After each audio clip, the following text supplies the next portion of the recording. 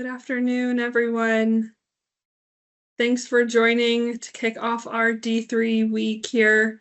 I'm Danielle Day. I'm an associate director in academic and membership affairs, so work with a lot of our compliance offices across the country. I do work in name, image, and likeness, primarily in our Division I space, but I'm really excited to be able to chat with you all today about a resource that the national office has provided and is providing and continuing to improve that is really for our student athletes across all three divisions. I'm going to kick us off by sharing a PowerPoint here. So I'm going to go ahead and get that rolling. Hoping you all can see my slides here. I also do have your wonderful D3 staff on the line, and they are ready to answer questions if you have any specifically about D3 NIL legislation. They are also monitoring the question and answer function through this webinar, so they will make sure that those questions get raised as we move through today's presentation, but also we will have time at the end for questions that come throughout. A recording of this presentation will be made available by the end of the week on the Division III webinars page on ncaa.org. The PowerPoint is also already posted on the Division III webinars page, so that same page will have the PowerPoint, but also a recording of this webinar. As many of you all know, in 2021, the NCAA adopted a policy related to NIL that allows for all of our student athletes to be compensated for the use of their name, image, and likeness, and that was across all three of our divisions. Since 2021, all three of our divisions have adopted some legislation related to name, image, and likeness. In the last kind of 3.5 years, we've had a lot of changes, but also in the grand scheme of things, this is still a really new area for our student athletes and administrators. And we know that we still have a lot of student athletes who are trying to navigate the name, image, and likeness landscape or learn about the landscape so they can figure out whether this is a world that they would like to get involved in. Since 2021, we have talked to student athletes across all three of our divisions. We engage really directly with SAC, but also use a lot of our other touch points with student athletes, including some of our leadership development programming. We have heard in formal and in formal settings and in informal settings that student athletes are really struggling with how to get started, that they don't feel like there's maybe enough education or the kinds of education that they're looking for related to NIL, and they don't understand the NIL environment because there's not a lot of transparency. As a result of that feedback from our student athletes, we have partnered with TeamWorks to create NCAA NIL Assist, which is an NIL-related platform that's housed within ncaa.org. This platform launched a little bit more than 6 months ago, early last fall in 2024. It can be found at nilassist.ncaa.org.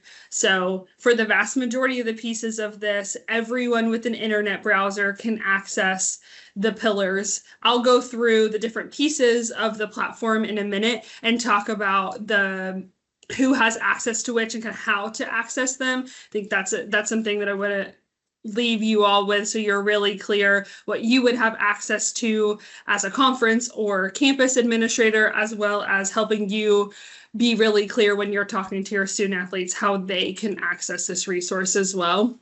We did partner with Teamworks to develop the resource, and I'll explain a little bit more about that because it ties into the one piece of the platform that's related to service providers and a registry that has reviews that is not publicly available. This QR code on the screen, I'll show it now and then again a little bit later, but should take you to a resource that's available on our website. It goes through, it's pretty much a high level summary of everything I'm going to talk about today. It tells you a little bit about the platform, breaks down the 3 different pillars of NIL Assist, and tells you exactly who has access and how to access each of the 3 areas. As I said, there's 3 components or pillars to NIL Assist. There's a professional service provider registry that is a directory of, at this point, more than 320 service providers that are engaging in the NIL space in their day-to-day work, and they are interested in continuing to work with more and more student athletes. So this is not a marketplace. It is not a place where we would expect student athletes to go on and to find name, image, and likeness deals. These are people who are interested in providing services to student athletes who are engaging in the name, image, and likeness landscape. So these would be people like brand managers, lawyers, CPAs, accountants, those kinds of folks who are supporting our student athletes in complying with the various rules, regulations that are involved when you engage in a business. The goal of the registry is to help our student athletes make informed decisions about who they work with. So the registry starts with the providers signing themselves up, and they send their contact information and some information about their business. But in addition to that, there is a component that allows our student athletes who've worked with the provider to rate the provider. This way, a future student athlete who might be interested in using a specific provider can look at the ratings of other student athletes. They are rated on a 1 to 5 star scale. And student athletes also have the opportunity to leave a comment. They don't have to, but they can leave a comment to explain what they maybe liked, what they didn't like about the provider. Student athletes also have the opportunity to add their name to their review of the provider, but they could also be anonymous as well. This registry lives within the Influencer mobile app. Influencer is one of the Teamworks products, and that app does require a login for our student athletes to access. The app and the registry is not publicly available because we want our student athletes to feel comfortable leaving accurate ratings and reviews of the providers that they've worked with. As far as accessing the app, because it's the one piece of this that isn't publicly available, any student athlete who already has the Influencer app, because your institution may already be working with Teamworks, they already have access to this registry and it's already live in their Influencer app. For those student athletes who don't already have the Influencer app or a login for the app, they can email Teamworks and request a login, and that is free. That first resource that I shared on the previous slide outlines the email.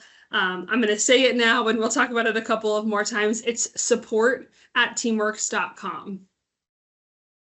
The other 2 pieces of NIL Assist are the data dashboard and the education modules. These are both public facing, and anyone with a web browser can access these 2 pieces of NIL Assist. I will pull down my PowerPoint and switch over to sharing my internet browser, and you'll be able to see just how to find those in a few minutes. One of the things that we continue to hear, as I mentioned earlier, from our student athletes is that they aren't getting the education that they'd like in this space in their day-to-day. So we worked with Teamworks to provide education from industry experts who are involved in NIL every day. These are people who are boots on the ground. They are working as brand managers, as lawyers, as tax preparers, as accountants, and it's them that are providing this education for our student athletes. These modules range from how to get started in NIL, how to pick a service provider, contract terms to look out for in name, image, and likeness contracts, all with the goal of helping student athletes better understand what they're signing themselves up for and to help them protect themselves as they navigate the NIL landscape. Specifically, we heard a lot of requests from our student athletes for finance-related education. So we do have quite a few modules, and I'll show you some of those later, that are directly related to finance across multiple angles. We have a couple of personal finance-related modules, but also modules on investing, on preparing taxes, and more. This education portion is something that a student athlete could go to themselves and identify relevant modules based on where they are in their name, image, and likeness experience. And they could identify and use those, consume those modules. Some of them are blogs and some of them are in video form in a way that complements any education that their institution may already be providing to them. The third piece of NIL Assist is the data dashboard. It provides high-level, aggregated, and anonymous data and insights on name, image, and likeness. The goal of the dashboard was to provide more transparency around what's happening in the NIL landscape. It also provides student athletes with a foundational understanding of their potential NIL value. It is not meant to come up with a specific number for a specific student athlete. It's more meant to be a tool for the student athletes to have in their toolbox as they get started in the NIL landscape or continue with name, image, and likeness deals, like trying to figure out how to set rates for camps and clinics or for social media posts or appearances. It is important to note, and we'll talk a little bit more about this as we move through the data dashboard later once I'm sharing the actual website, that the dashboard is based on disclosures of Division I student athletes deals in the name, image, and likeness space. And that is directly tied to legislation that Division I schools decided to adopt that has a requirement that Division I student athletes disclose deals to their institutions, and then the institutions report those deals up to the NCAA. At this point, Division II and III don't have that requirement, but we'll talk about a few ways that we've heard from our Division II and III institutions that they use the current dashboard to help their student athletes get a baseline understanding of what the market looks like for them. The service provider registry, as I mentioned, is the one piece that I won't be able to kind of share with you via a screen share today. So I wanted to pull some images just so you could get that basic structure in your head. As a reminder, all current student athletes can access the registry via the Influencer app for free. Student athletes that don't already have a login have access to get a login if they email support@teamworks.com, and those folks at Teamworks can get the student athlete a login created. We have also seen, and it depends on how you all want it to work on your campus, that an administrator, if you have multiple student athletes or an entire team that might be interested in getting logins, an administrator on your campus can email Teamworks on behalf of a group of students. That administrator would need to provide a bit of information about each student athlete, so Teamworks can get those created, but the administrators can kind of make that efficient if there's multiple student athletes on a single campus who would like to get that login information.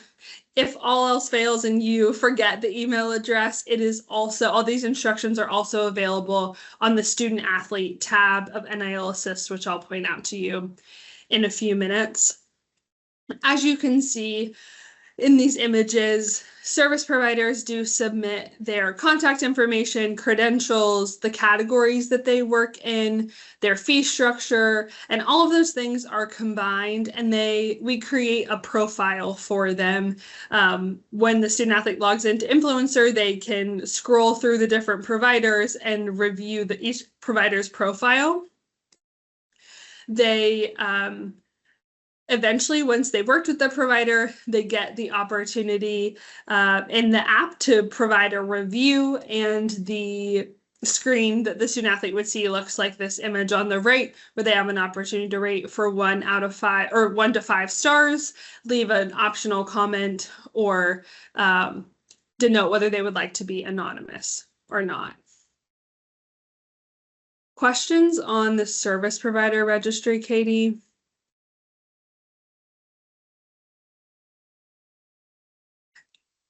Hearing none, I'm going to move into this resources tab, and then slide, and then we will transition over to the website.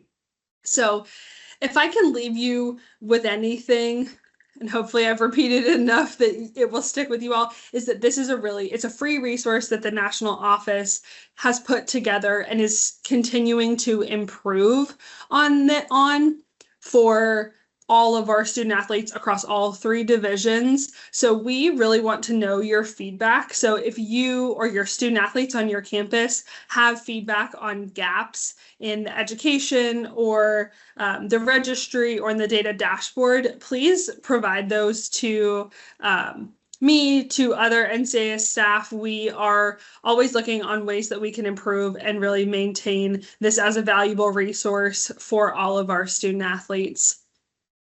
These QR codes are going to be kind of a helpful trio to start with. The first is that resource that was shared earlier in the presentation, but wanted to throw it up again in case someone missed it. It does summarize NIL Assist and might be a good resource to share amongst other administrators on your campuses or with student athletes who might be interested in NIL Assist today or might have an interest in NIL Assist in the future and could come back to that resource to figure out which parts of NIL Assist might be helpful to them once they're interested in getting involved in NIL.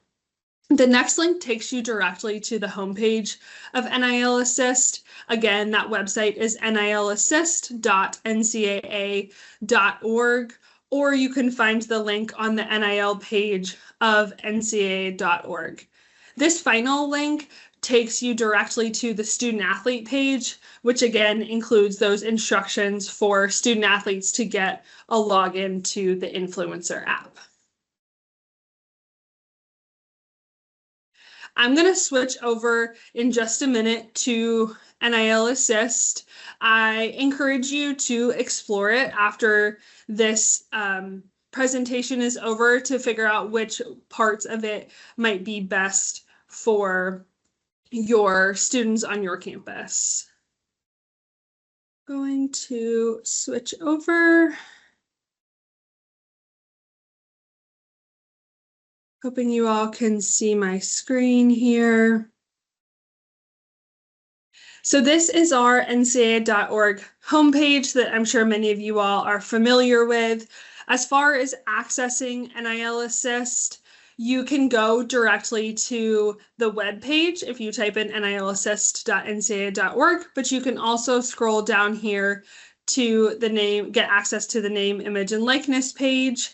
And you can see here that this link will take you to NIL Assist, to the homepage, and then you're on our landing spot. Again, that student athlete page. If you have student athletes who are struggling to get access, they can find information there on that tab. Service providers that are interested in registering can be sent to the service provider tab. So if you have any of those around your campuses or that you know who might be interested in getting involved with student athletes, that's a great place to send them. The 2 main areas that we see our users going to are the data dashboard and the education section. This data dashboard page, again, is our most visited page. We, based on the Division I deals that are reported, have Over 112,000 deals reported so far, as well as over $200 million in transaction value. The benefit of that is that it's much more comprehensive than we might see if we just looked at the single deals that are reported in the public sphere, like social media, regular media articles, etc. The data dashboard page has, as you can see here, a filter section on the left-hand side, and you can adjust the date. So I'm going to go ahead and adjust the date to take us through today. So we get all of 2024 and all of 2025 so far. You can also filter by transaction type. So if I was a student athlete and I was looking to do a public appearance, I would maybe want to go in and select public appearance, and I can see that the data on the right-hand side has adjusted to those the new filter that I've added. You can also filter by sport and by position. And the one that we have seen or heard from Division II and Division III schools are to use the FCS no football filter to narrow down and remove some of those outlier deals that exist in Division I, mostly in football and basketball, and create at least a starting spot for our Division III student athletes to understand what the market looks like.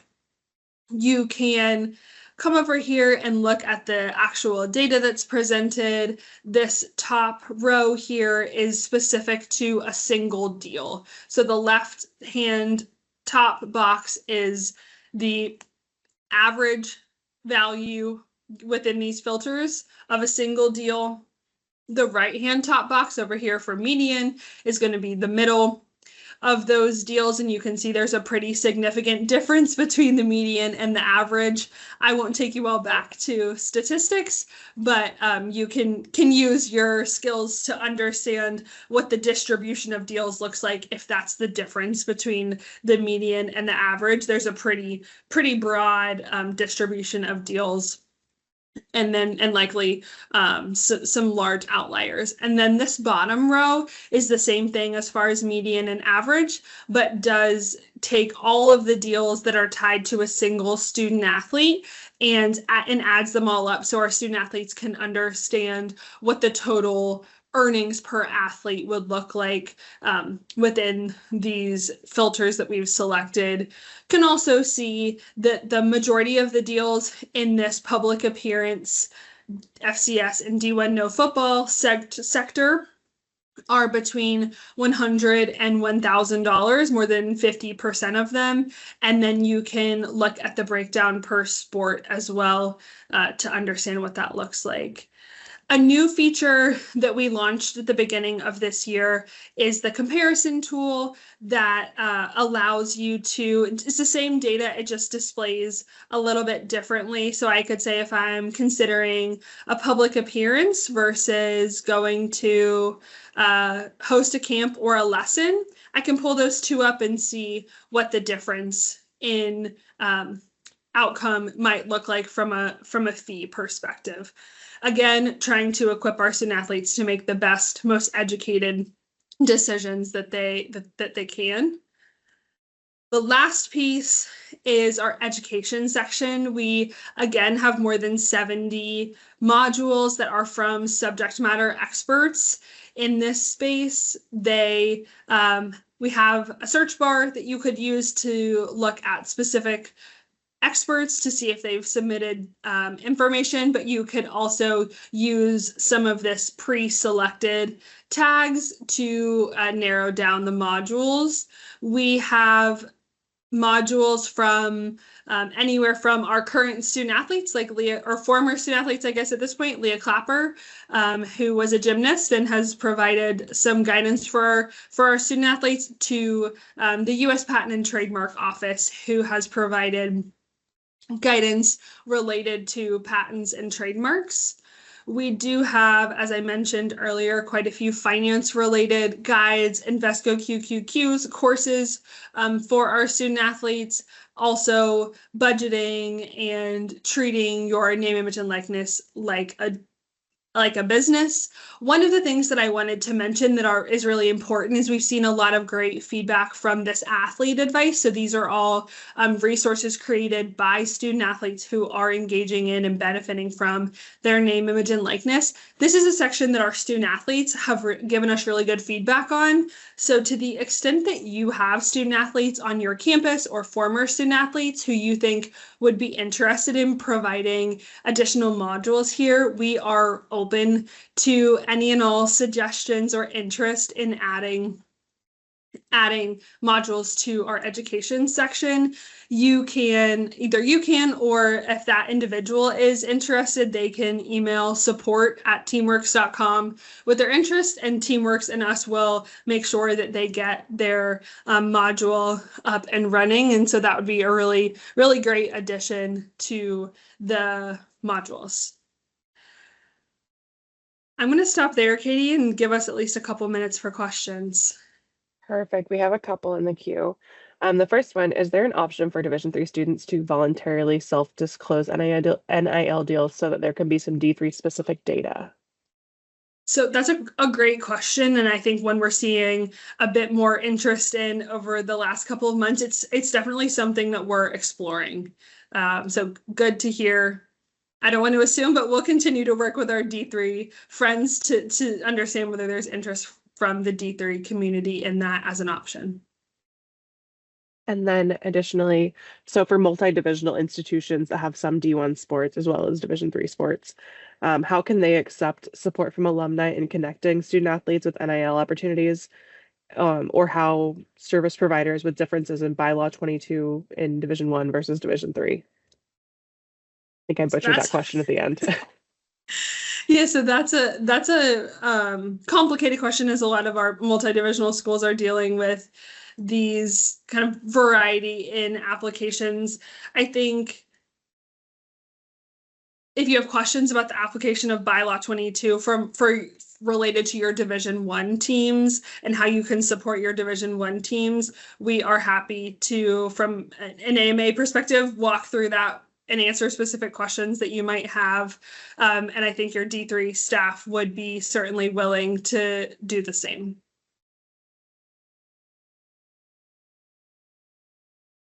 I think that is what we've got so far.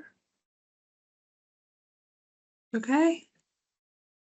Well, I will go ahead and wrap us up and see if anyone throws any last minute questions in for the last minute or so. I appreciate everyone that took some time out of their D3 week to join us and learn a bit more about this really exciting resource that we hope that you all will share in your conferences, on your campuses, and certainly with your student athletes. We understand that not every student athlete is interested in engaging in benefiting from their name, image, and likeness, but we know that there are lots of student athletes out there who are just looking for some help to figure out how to get started and how to keep going if they've already dipped their toe in. So we hope that these resources are currently in a spot where they add a lot of value for those individuals, but also, as I said, we are really open to feedback and any gaps that that you all might see that we have. So we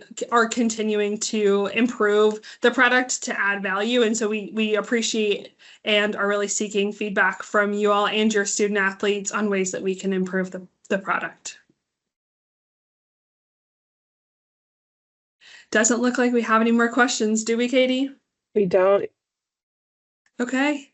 Well, we will have a prompt ending right at 2. Appreciate you all and have a good rest of your week.